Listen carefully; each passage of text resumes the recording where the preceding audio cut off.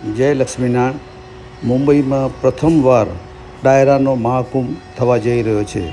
શ્રી લક્ષ્મીનારાયણ ઉમાધામ મંદિરના પાટોત્સવ નિમિત્તે તારીખ 22/2/25થી લઈને 26/2/25 સુધી સમગ્ર મુંબઈના વિસ્તારમાં આ ડાયરાનો મહાકુંભ થવા જઈ રહ્યો છે. તો સર્વે ભક્તોને આનો લાભ લેવા વિનંતી. જય લક્ષ્મીનારાયણ.